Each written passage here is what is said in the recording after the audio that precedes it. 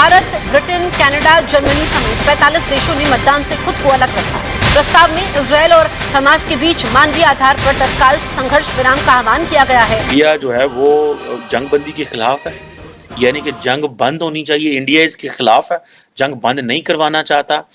तो इंडिया, जारी बात है, India stands for Israel, India stands with the west, India stands with the US.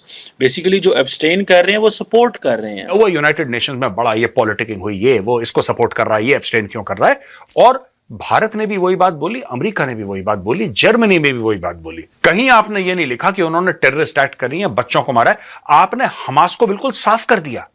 Condemn करूंगा कि terrorism is not a solution, और इस्लाम के अंदर इसकी बिल्कुल कोई गुंजाइश मौजूद नहीं है। इंडिया ने क्या किया कि इंडिया ने यूएनजी में, United Nation General Assembly resolution में, वो जो ट्रूस की बात नहीं की, they didn't go for truce, क्योंकि ये क्वेश्चन बड़ा सिंपल था कि यस, जंग बंद होनी चाहिए।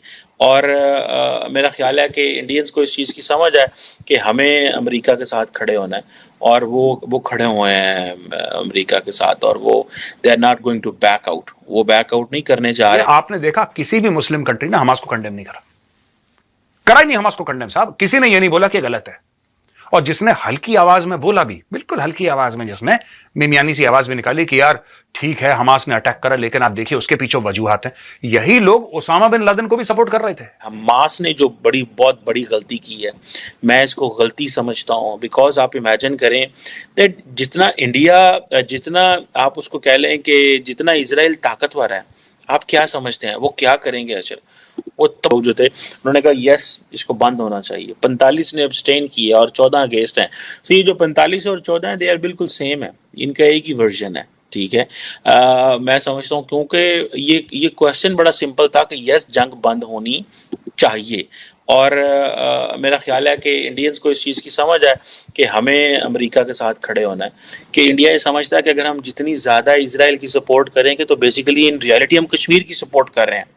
Because there is a large section of people in India, they believe that this is a Jewish versus Muslim war.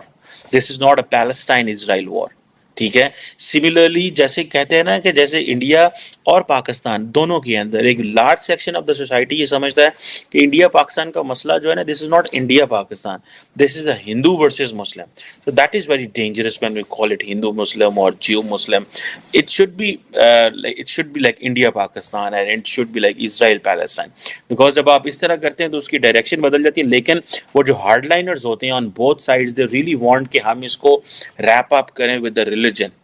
The more you wrap up with the religion, the better it is for your आपकी उस चीज़ के लिए वो ज़्यादा होता है। अब हुआ ये है कि जब जारी बात है, जब से ये अटैक हुआ है, 1400 इजरायली मारे जा चुके हैं, 7,000 7,500 फ़लस्तीनी मारे जा चुके हैं।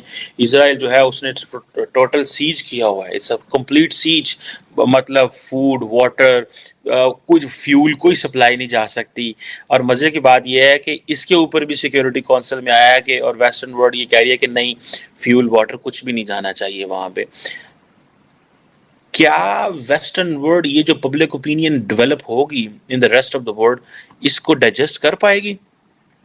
एक क्वेश्चन आता है क्लैश ऑफ सिविलाइजेशन, जो सैमुअल पी हंटिंगटन ने ड्राफ्ट किया था, थ्योरी दी थी कि द सिविलाइजेशंस विल क्लैश। उन्होंने कहा the civilisations are like tectonic plates की तरह। ठीक है, सो हमें इस चीज़ को समझना है कि क्या ये दोबारा western civilisation, Christian civilisation, Islamic civilisation, Hindu civilisation, क्या ये आपस में क्लैश करने वाली हैं?